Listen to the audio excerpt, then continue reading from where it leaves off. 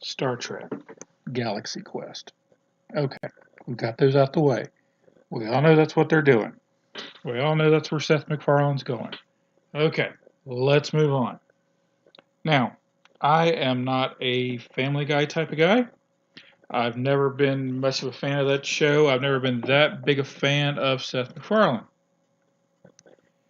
But I wanted to watch the show. I wanted to like the show. I am a bit of a Star Trek fan, and let's face it, Star Trek's not exactly perfect.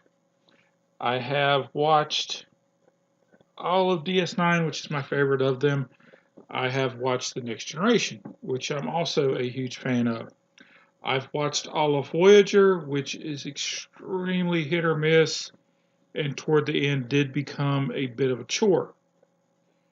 I am currently trying to get through the original Enterprise, the Scott Bakula one, and I am not enjoying it as much as I want to. I like Scott Bakula because I'm a Quantum Leap guy, but so far I'm not thrilled, to put it mildly. I am, of course, interested in the new show, and the less I say about the original series, the more nerd cred I have because I don't want to get into it. I'm just not a fan of the original series. So let's look at Seth MacFarlane. We start off with Seth walking in on his wife in bed with a blue person, which instantly gave me flashbacks to the James T. Kirk show. And I'm not thrilled, especially since the blue guy shoots blue stuff all over the room. He leaves. Sometime later, he gets an assignment from one of those guys that I really always enjoy seeing on TV shows. I really loved him on Eli Stone. And then we move on. And he goes and he has an assignment for a ship.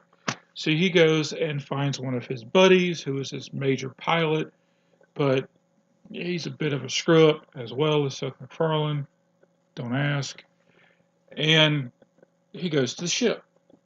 He has a big, huge meeting, which nobody that was military is really going to be impressed by this meeting because everybody's kind of intermixed. Don't get me started. And then he removes everybody but the senior staff. And then he goes down the senior staff and basically talks to each one of them. And I really do enjoy. I really did like this part of this of the pilot because it did give us a organic way of introducing each member of the crew, which was really nice. I do kind of like how he went down and interviewed all of them. That was a really good way for all of us to know as much as he did about his crew outside of the pilot, which was again a nice organic way of doing it. Of course, in Voyager, you kind of got the opposite. The pilot was the one you got introduced to. Everybody else you kind of had to figure out as time moved on. But still, like I said, I did like the way they did that. And then the big problem is the XO's not there. And the XO is going to meet him at a rendezvous point later on. And if you don't know who the XO is, then you're going to be totally shocked by this series. Because, of course, it's the ex-wife. And I really kind of feel sorry for this actress because she came from Friday Night Lights. If you don't remember her as a blonde. And apparently missed out on Wonder Woman and is now doing this. So I'm kind of depressed. So, and then he goes on his maiden voyage and stuff happens. I'm not going to spoil it because it's sci-fi. Why should I spoil it? All in all, again, the comedy is there. I'm not that big a fan of Seth MacFarlane. I'm not a big fan of what's going on. It tries, but a lot of the comedy you see, you know it's coming. You know, the 23-year-old security officer. Of course it's a female because, yeah. And, you know, they can't get past a door. Seth MacFarlane's groaning and straining on it. All of a sudden he turns to ask her to get it, and she, of course, knocks it off its hinges. And before he even says it, I said out loud, well, I'll loosen it for you, Seth MacFarlane. I'll loosen it for you. Yeah, because of course we know that joke's coming. It's easy. It's lazy comedy. Half of it's easy, lazy comedy. So we move on.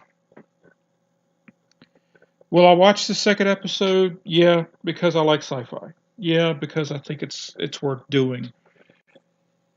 Am I looking forward to it? Not nearly as much. I'm hoping it gets better. I mean, Fox put a lot of money into it. I mean, let's look at it. This show is expensive looking. It is very well done. The aliens are very well done. Uh, they do it. They are doing their best to not do yet another Star Trek, but in doing so, it comes across as yet another Star Trek. They're not Navy. They're not Starfleet. They're in charge of some quote unquote union, whatever that means. And I'm guessing he's just a transport vessel for whatever reason. Again, it's not bad. It's not good. It's not clever. It's trying not to be Star Trek, but it shows so much Star Trek. You know, all the command people are in blue. The doctor's in green. The pilots are all in red. I mean, it's Star Trek. I mean, let's bottom line this thing. So is it good? My wife is not a Star Trek person, and I'm not going to make her watch it. I'll never make her watch it. I'll try to force DS9 down her throat before I try to even begin to put this on it. Is it good enough to worry about not watching it the day it comes out? No, I'll watch it the next day just like I did today. I watched it Monday morning when I woke up with my 2-year-old, and she even knew some of the jokes was coming. Uh, am I going to miss it if football runs long? It's like today I DVR'd The Simpsons because that's what you've got to do in the fall. You know, if you're going to watch a network show, you got to DVR the next hour and a half after it because heaven knows somebody may go into overtime. So, scale of 1 to 10, I'll give it a 5. I mean, it's not overly entertaining. I do kind of like the krill. I mean, there's enough elements there to make it interesting. But if you're not a sci-fi guy, if you're not a Tate McFarlane guy, skip it. And I really hate to get that depressing with it. Hopefully it comes back next time. Obviously, they put some money into the show. I hope they put more on the script writers as time moves on. But that is my review. Hopefully I'll see you back next Monday. I'll hopefully have another something coming to you this week. Have a great day. Please like and subscribe. I'm going to try to do more of these little short videos. And hopefully next I'll do Kong Skull Island. Have a great week. And again, visit us at 7poundbag.com. Thank you. Bye.